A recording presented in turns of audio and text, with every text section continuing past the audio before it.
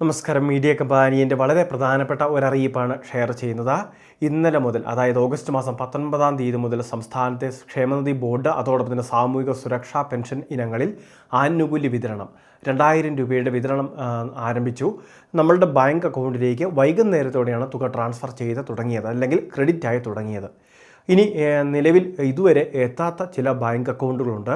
സർക്കാരിൻ്റെ ഭാഗത്തു നിന്ന് വരുന്ന അറിയിപ്പ് അനുസരിച്ച് ഇന്നും നാളെയുമായിട്ട് ഇവരുടെ എല്ലാം ബാങ്ക് അക്കൗണ്ടിലേക്ക് തുക ക്രെഡിറ്റ് ആകും. വിതരണ കാര്യങ്ങൾക്ക് ഓഗസ്റ്റ് 19-ാം തീയതി തന്നെ തുടക്കം കുറിച്ചിരുന്നു. വൈകുന്നേരമായപ്പോൾ തന്നെ സ്റ്റാറ്റസിൽ ബാങ്കിലേക്ക് തുക കൈമാറിയെന്ന അറിയിപ്പ് നമുക്ക് ലഭിക്കുകയും ചെയ്തു. എന്നാൽ ഇതിനോടകം ബാങ്ക് അക്കൗണ്ടിൽ പലരുടെയും എത്തിച്ചേർന്നു.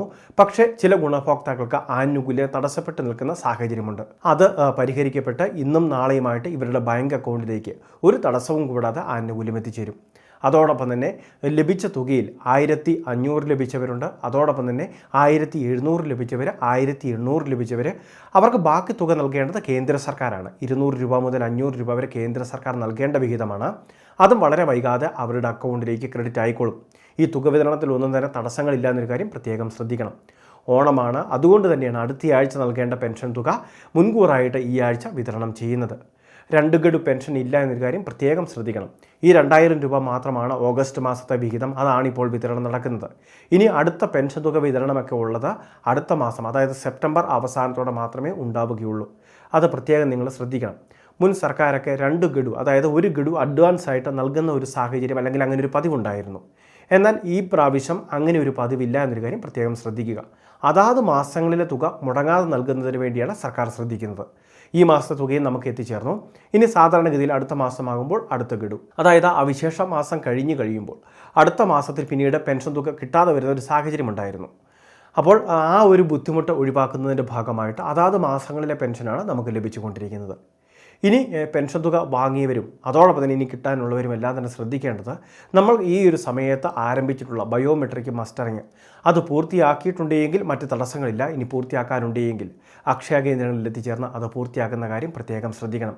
ആധാറുമായിട്ട് എത്തിച്ചേർന്ന് വേണം ഇത് പൂർത്തിയാക്കുന്നതിന്.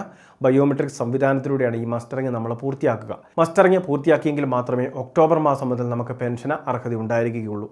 അല്ലാത്ത പക്ഷം മസ്റ്ററിങ് ചെയ്യാത്ത ആളുകൾ അത് കൃത്യമായിട്ട് സർക്കാർ അവരുടെ വിവരങ്ങൾ ക്രോഡീകരിച്ച് അവരുടെ വിവരങ്ങൾ ശേഖരിച്ച് അവർക്കെതിരെ അന്വേഷണം ഉൾപ്പെടെയുള്ള കാര്യങ്ങൾ നടത്തുന്നതായിരിക്കും. അപ്പോൾ വിവിധ മേഖലകളിൽ ഇത്തരത്തിൽ ബയോമെട്രിക് മസ്റ്ററിങ് ചെയ്യാത്തവരുടെ എല്ലാം തന്നെ ലിസ്റ്റ് കൃത്യമായിട്ട് സംസ്ഥാന സർക്കാർ ആവശ്യപ്പെടുകയും ചെയ്തിട്ടുണ്ട്. ഒരു പരിശോധന എന്ന രീതിയിൽ തന്നെ അതിനുശേഷം ഉണ്ടാകുമെന്നുള്ള കാര്യങ്ങൾ ഉറപ്പായി കഴിഞ്ഞു. അപ്പോൾ ഈ രീതിയിൽ ബയോമെട്രിക് മസ്റ്ററിങ് നേരിട്ട് പോയി ചെയ്യാം. ഇനി അതോടൊപ്പം തന്നെ കിടപ്പ് രോഗികളായിട്ടുള്ളവർ, അതോടൊപ്പം നേരിട്ട് ചെയ്യാൻ ബുദ്ധിമുട്ടുള്ളവർ, അങ്ങനെയുള്ളവരെ നിലവിൽ ഈ ഒരു നേരിട്ട് പോയി ചെയ്യുന്ന മസ്റ്ററിങ്ങിൽ നിന്ന് ഒഴിവാക്കിയിട്ടുണ്ട്. അവർക്ക് ഹോം മസ്റ്ററിങ് എന്ന് പറയുന്ന മറ്റൊരു സംവിധാനമാണ്. അപ്പോൾ അങ്ങനെയൊക്കെയുള്ള കിടപ്പ് രോഗികളുടെ വിവരങ്ങൾ എത്രയും വേഗം നമ്മൾ നമ്മുടെ അക്ഷയ കേന്ദ്രങ്ങൾ, സമയമുള്ള അക്ഷയ കേന്ദ്രങ്ങളിലും വാർഡ് മെമ്പറുടെ പക്കലും അറിയിക്കേണ്ടതാണ്.